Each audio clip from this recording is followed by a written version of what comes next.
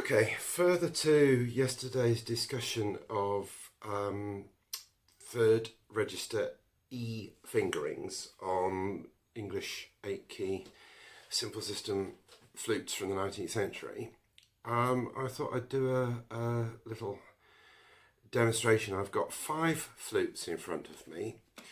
This is a George Rudall Willis fecit from the very late teens or early 20s, 1820s, which belongs to Robbie Lee. This is Rudall and Rose 1133, also Robbie Lee's property, which is a medium. The Willis fecit flute is quite small hold for an English flute.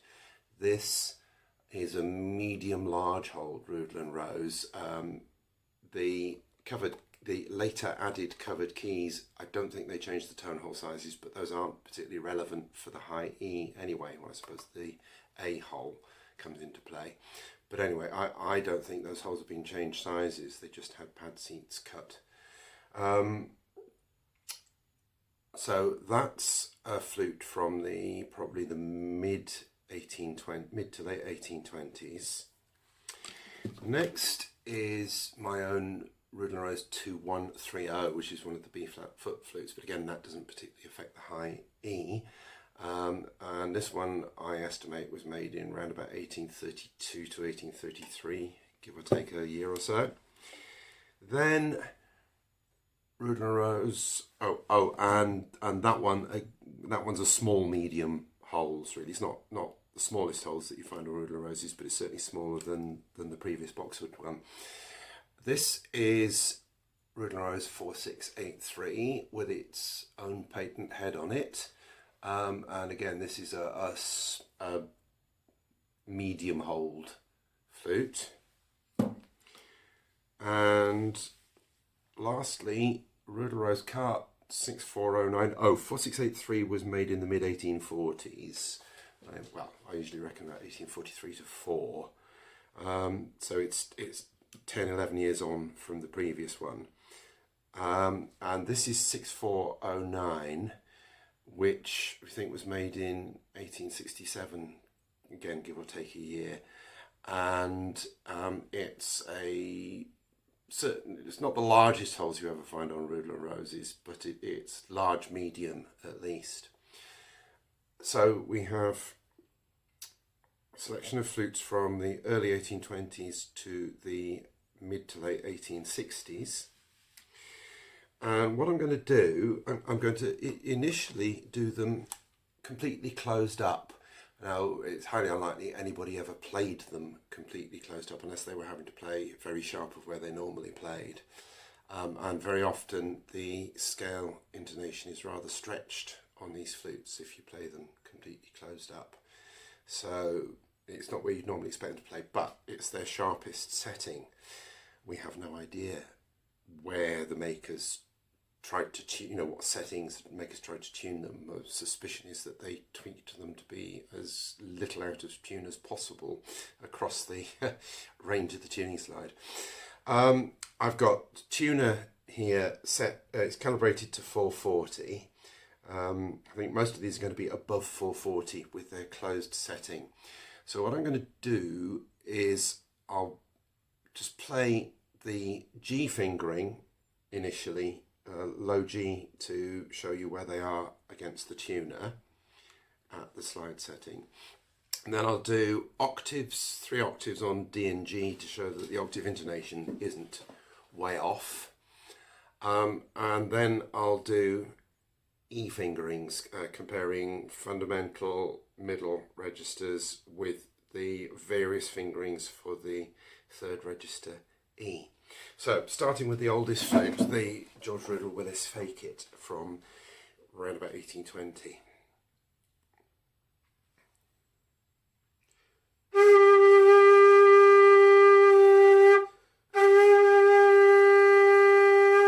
So this is G.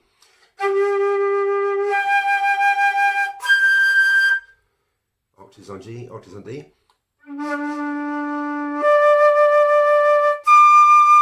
So the octaves are pretty decent, although I've not adjusted the stopper for this closed up setting. So E's, low E with the key vent,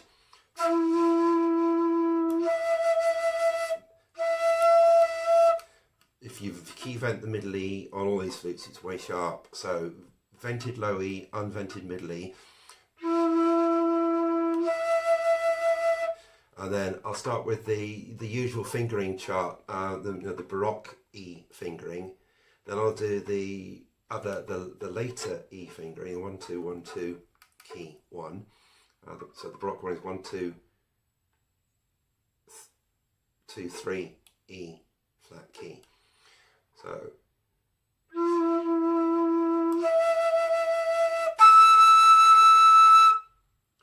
you can hear that's flat.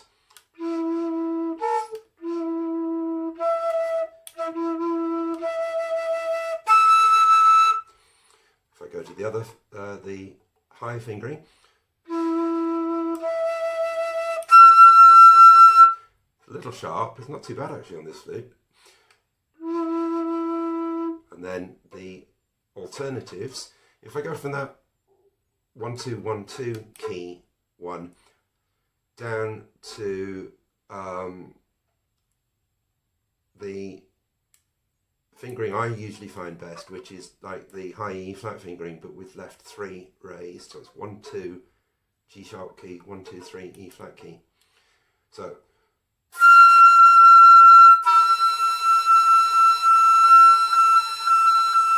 you can hear that opening right one makes some timbre difference but not much pitch difference.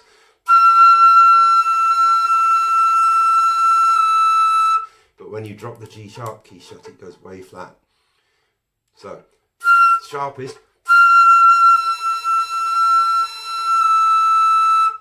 and then against the octaves.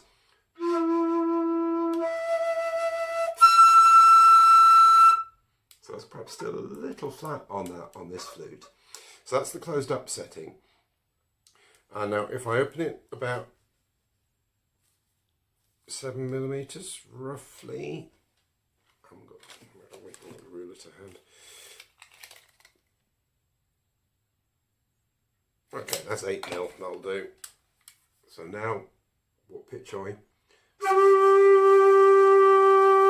Still a little above 440. So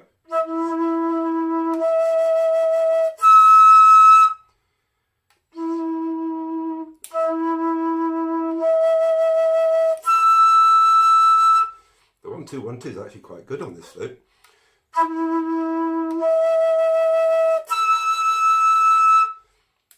So there we have the three options. And there, the whether you've got right one on or not is making virtually no difference. So, and if I tune it down a bit further, let's see if that's about 440.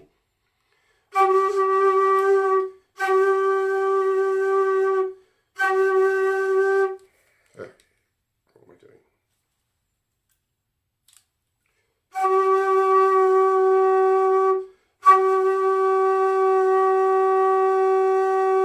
Tuner seems to be having trouble recognising it.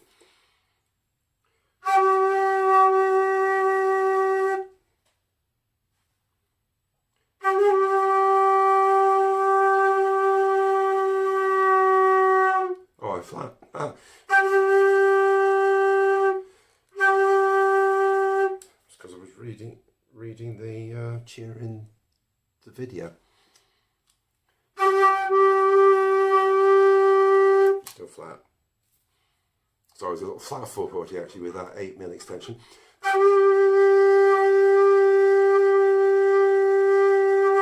Okay, there we are on 440. So sorry, that's yeah, that's the 8mm. So okay, we won't go any further. We'll leave that one there.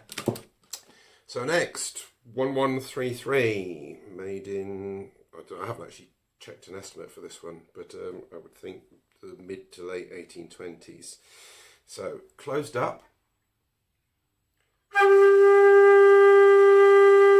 It's about a quarter tone above 440. And the E's, I'll do the same. Oh, hang on, no, I check the G octaves So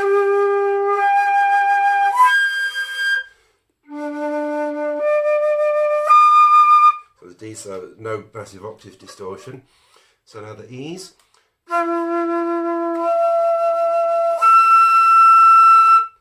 Little flat on the 1, 2, 2, 3.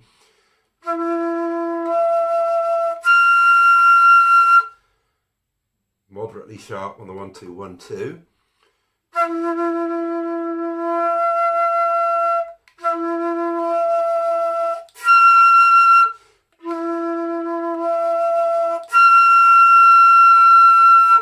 So that right one, whether that's on or not, again, it makes very little difference with the G sharp vented fingering.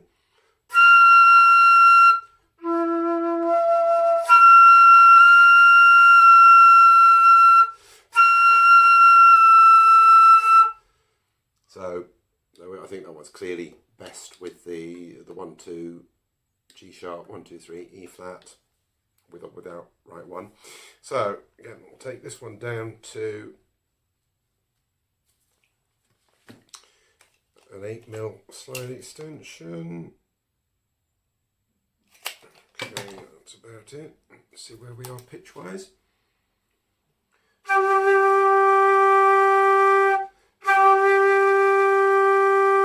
Okay, that's around about 440.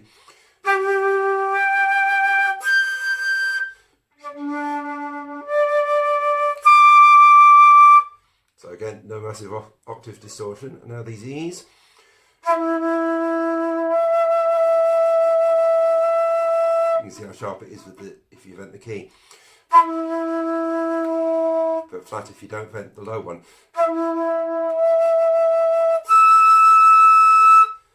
1, 2, 3, 4. So 1, 2, 2, 3 is way flat. 1, 2, 1, 2 is way sharp.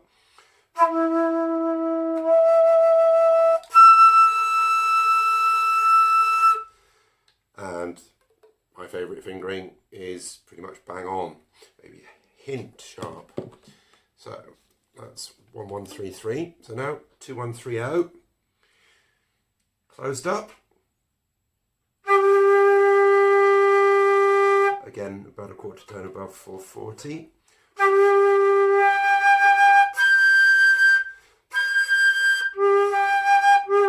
Octaves on G, okay.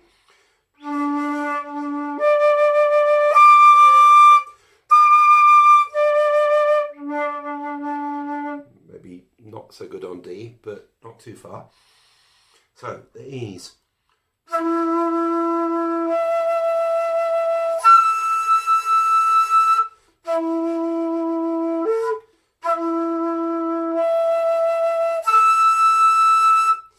So 1, 2, 2, 3 is flat as expected.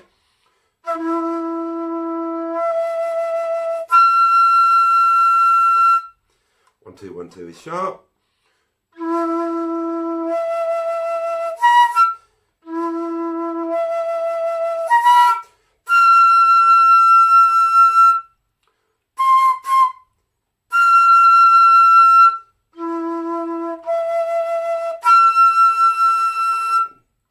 My favourite one is a little sharp on this flute on this setting. Again, having a right one on or off makes virtually no difference. So through the 3 or 3.5 choices from the sharp one, 1, 2, 1, 2.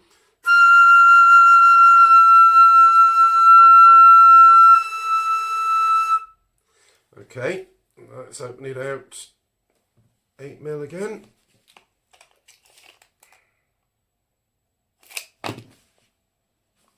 Okay.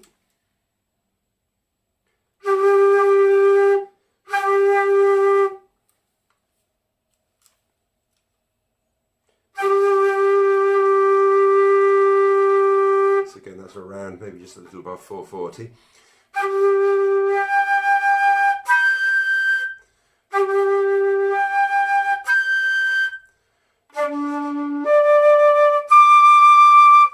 G's are slightly worse than the D's are better there, but bearing in mind I'm not doing any stopper adjustment. Okay, the E's.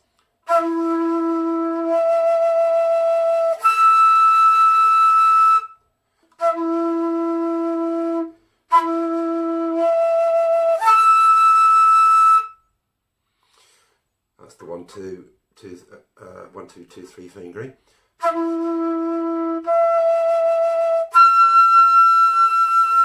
1 2 1 2, very sharp as expected.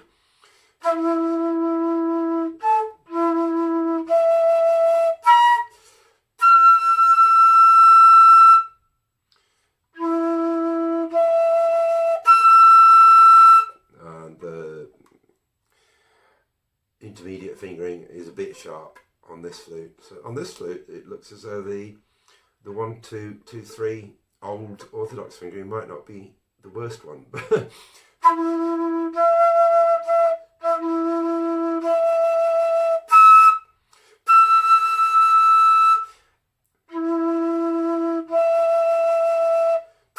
But it sounds flat, given that the two, the low and the middle E, are a little bit sharp compared to the G. This flute is the one that sounds best with the tuning slide pulled out much further to about there, which takes it well below A440. It's somewhere between 425 and 430 tuned there. I'm not going to recalibrate the tuner to prove the point, but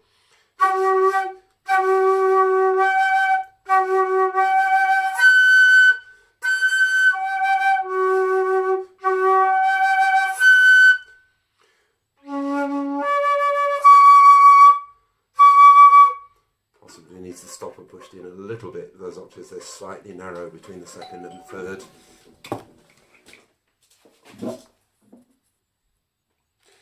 Sorry about the interruption. That was the postman with a flute delivery.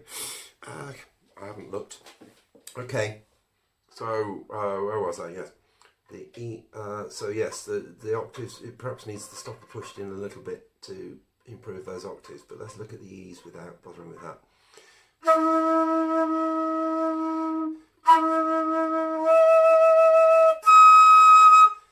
And you see there, the 1 2 2 3 key E is very, very flat. You know how much better the tone of the flute is there.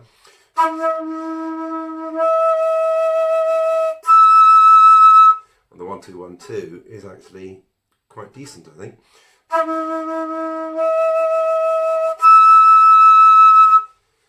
And the lots of fingers fingering.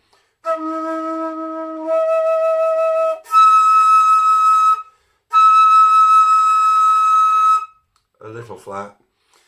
So yeah, obviously there is a difference depending on where you tune the instrument. So that's a early to mid 1830s instrument.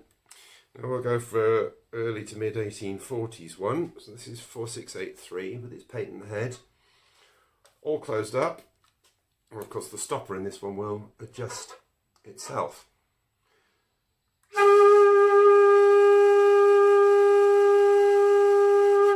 This is a quite a bit higher pitched flute, isn't it? You know, that G fingering is reading more as a G sharp than a G with the tuning slide closed.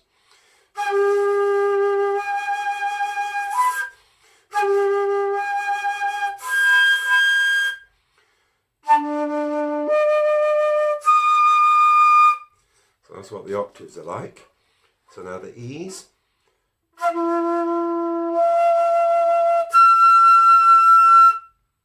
1 2 2 3 is flat.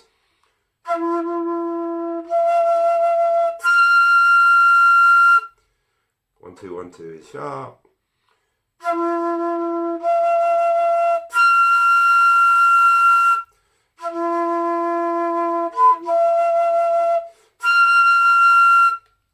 Okay, to my ear, I'm not particularly looking at the tuner while I'm doing this.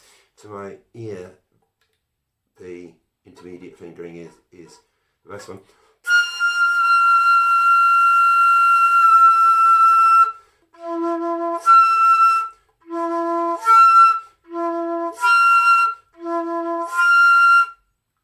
Just comparing them with the low E.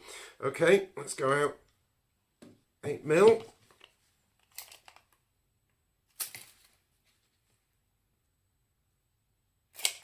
Okay.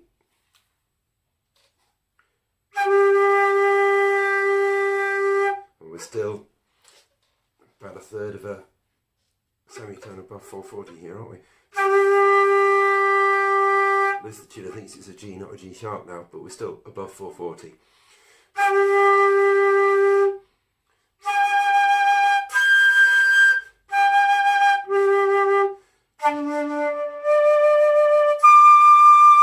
The octaves are rather better with the automated stopper setting there than they were closed up.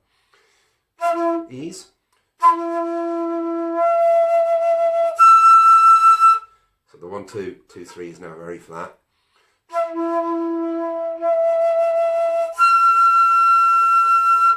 One, 2, 1, 2 is still rather sharp.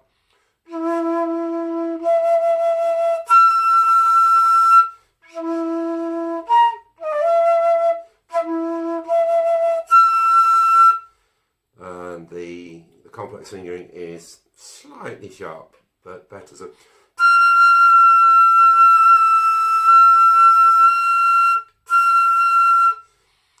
okay, and if I tune it down to 440,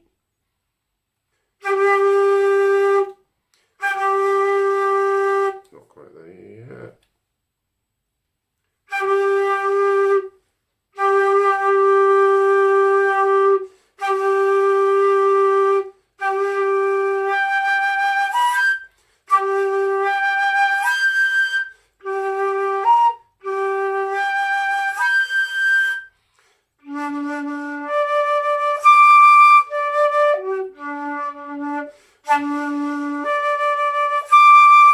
Okay, that's about a 440 tuning, slightly flat D, not too bad, but the octaves are pretty decent there, aren't they?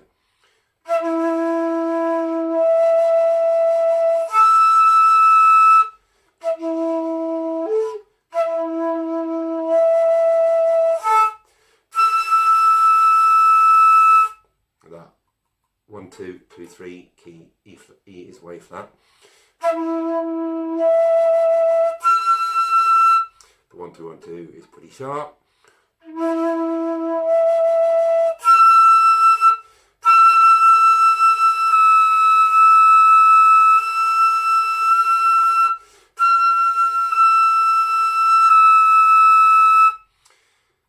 The 1, 2, 2, 3, the timbre's not very nice either, is it, as well as being flat?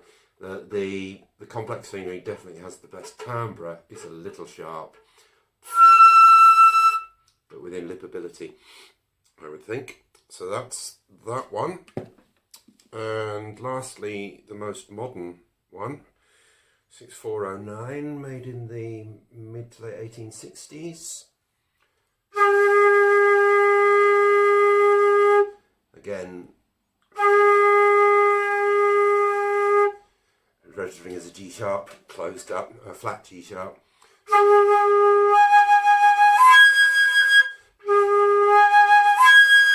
The octaves are okay, the G on there.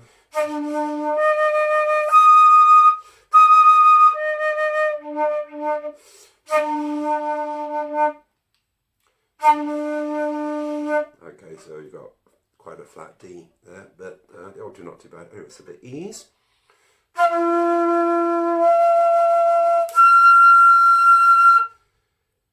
1, 2, 2, 3 is flat.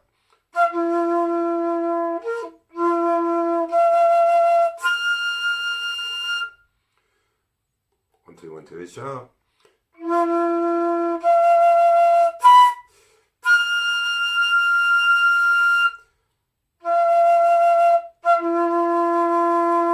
So yes, again, the complex fingering is still sharp.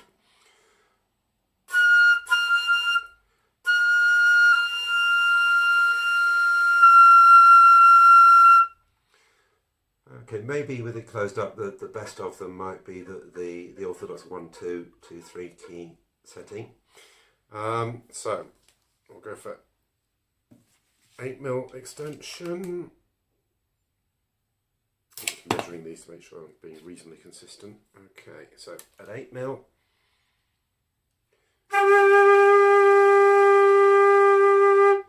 Oh yeah, we're about 25cents sharp of 440 there.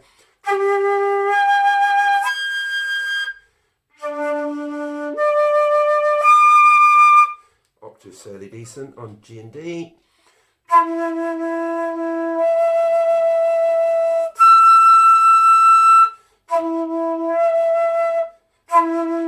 Get the venting the right way around, vent low, don't vent middle.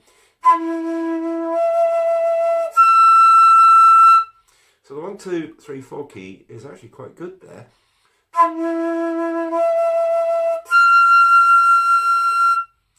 1, 2, 1, 2 is horribly sharp.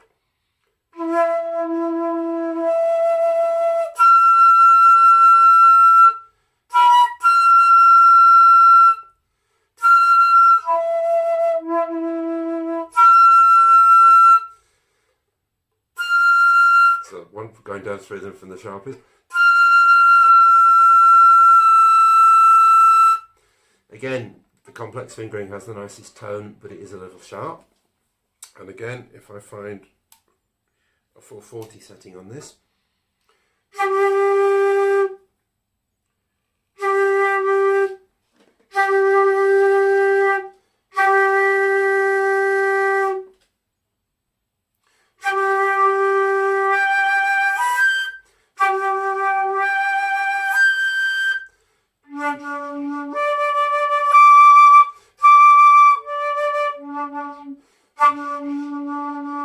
when you pull it out that far, you're getting rather less flat D, as you'd low D, as you'd expect. But I'm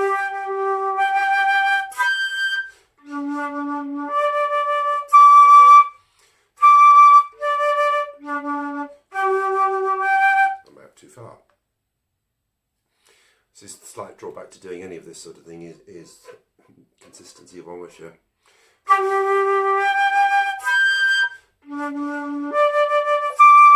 Okay, octave's pretty good, 440 setting.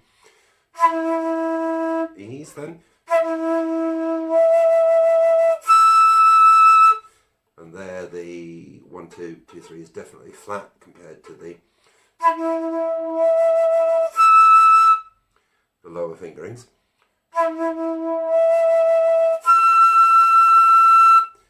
The 1, 2, 1, 2 is only a little sharp.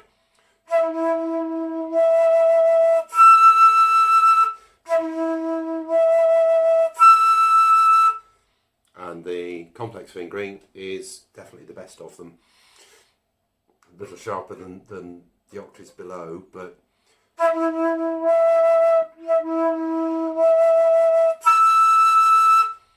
so going down through from 1, 2, 1, 2 down.